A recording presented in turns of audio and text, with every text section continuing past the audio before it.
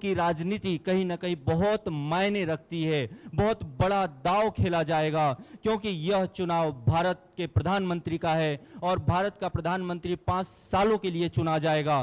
कांटे का टक्कर यहां पर देखने को मिल रहा है। यह टक्कर जिसकी किसी को उम्मीद शायद नहीं थी। कहीं ना कहीं कांग्रेस आश्वस्त था कि हम बहुमत की ओर रहेंगे और भाजपा ने बताया था कि वह 400 के पार अगर 543 सीटों में भाजपा बताती अपने आप को, तो कांग्रेस और अलायंस के साथ में पूरा उनका पत्ता साफ था। लेकिन रिजल्ट कहीं ना कहीं बिल्कुल अनुमान के विपरीत हैं और ऐसे रिजल्ट में, ऐसे स्थिति में यह कांटे का टक्कर एक नए राजनीतिक चाल को जन्म देती है।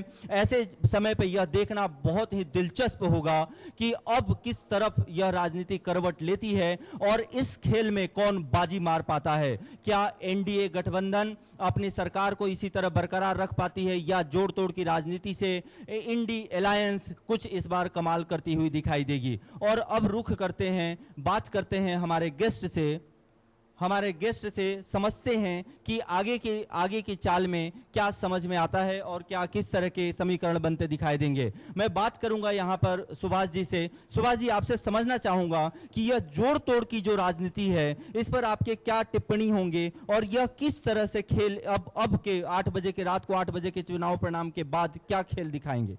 देखिए, मुझे लगता है कि जोड़ तोड़ की राजनीति में बीजेपी से ज़्यादा कोई महारत किसी को हासिल नहीं है।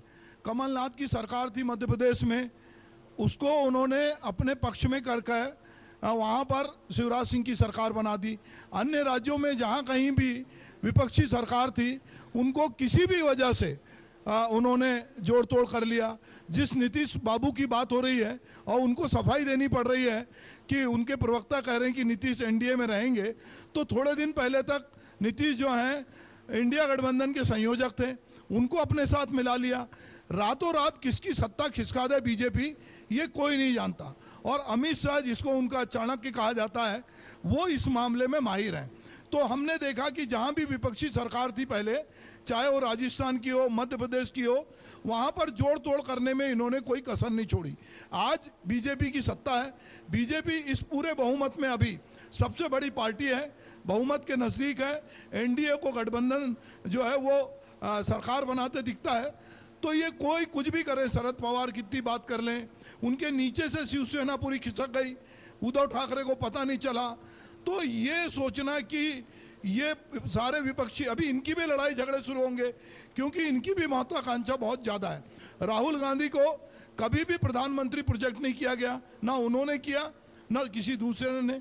आने वाले समय में हाँ, पर जो होने वाला है वो ये है, भाजपा के अंदर नरेंद्र मोदी का कद कम होगा।